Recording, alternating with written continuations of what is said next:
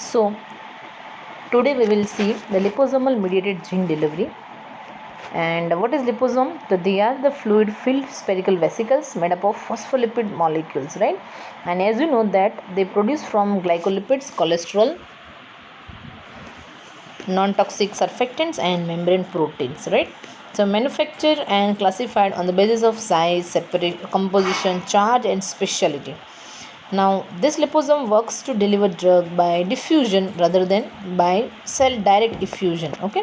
Now this is structure of liposome mediated gene delivery, in which this is bilayer of lipid and a center is filled with aqueous medicament, and if the drug is lipophilic then it is filled into the peripheral, and on the surface it is attached with the antibody, right, for targeting to specific cell.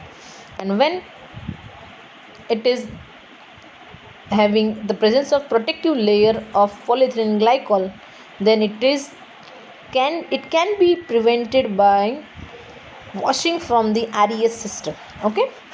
Now the wall of it is similar as I have informed.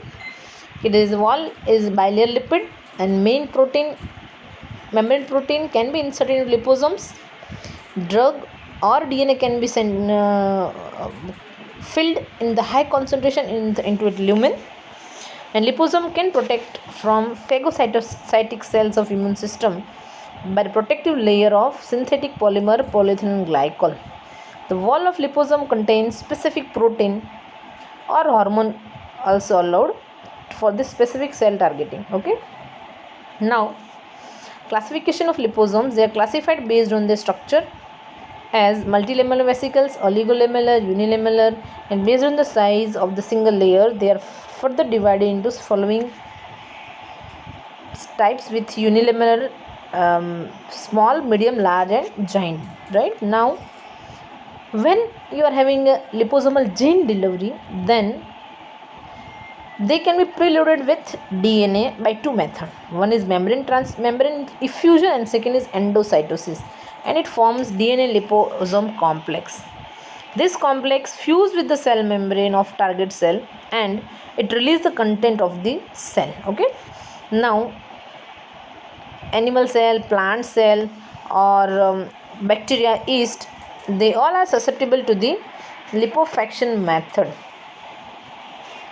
Now in this there is a formation of blank liposomes, hollow liposomes, and then you are going to add the DNA or protein in the center, and when it leads to the fusion to the cancerous cell, then there is a transfer of the material into this targeted cell. Okay. Now classification, cationic and anionic liposomes. Now basically there are two type of liposomal gene delivery. One is cationic, one is anionic. Now when the positively charged liposomes are there, then it is associated with negatively charged DNA molecules. By which mechanism? So by electrostatic interaction, and it forms stable complex. Now here in this, neutral liposomes and neutral colipids, they are used as a helpers. Why? Because neutral liposomes are generally used due to their non-toxic nature and high stability in the serum. Okay. And neutral colipids matlab diallyl phosphatidylcholine and diallyl phosphatidylethanolamine, they are called as neutral colipids. Okay. And these DNA molecules interact with the positively charged colipids, and overall net positive charge on the liposomes or on the it is called as lipoplex, right?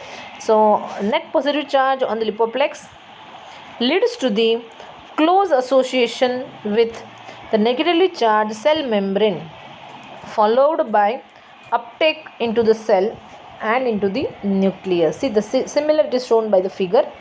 Here DNA liposome mix, it forms lipoplex. When it transfer to the membrane, then membrane is negative, so it forms endocytosis and it forms endosomes. When endosomes leads to the maturation, there is a DNA fragmentation, it is lysozymes. And when endosomes with lipid matrix, it releases the DNA material. Okay. Now the second type of liposome is anionic. Sometimes DNA molecules get trapped within the aqueous interior of these liposomes. Now divalent cations are used like calcium, magnesium, barium. These all are used, and the mechanism used is electrostatic repulsion, right? It is used for neutralization of the charge. Okay, now they are termed as a pH sensitive due to stabilization at low pH. Now cationic liposomes get inactivated and unstable in the presence of serum and exhibit cytotoxicity.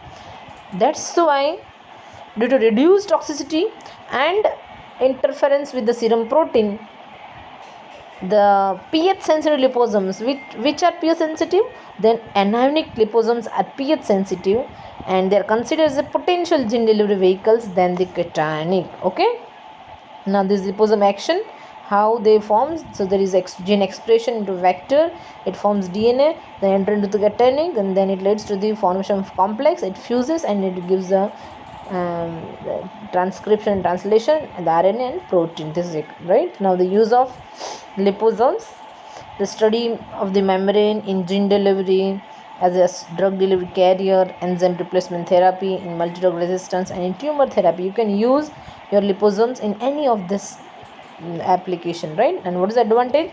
It is economic in nature, efficient delivery of nucleic acid to cells in a culture dish, delivery of the nucleic acid with minimal toxicity, protection of nucleic acid from degeneration, easy to use, requirement of minimal steps, and adaptable to high throughput systems. Okay, now what is the disadvantage of liposomal gene delivery? It is not applicable to all cell types. It fails for the transfection of some cell lines with the lipids. Okay, so this is the advantage of liposomal gene delivery over normal liposomes, right? So it will give you better targeting and better curing of the disease with minimum toxicity, right? So, and also you can protect your biological molecules with the help of this liposomal content. Okay, so here we are going to finish our liposomal mediated gene deliveries. Okay.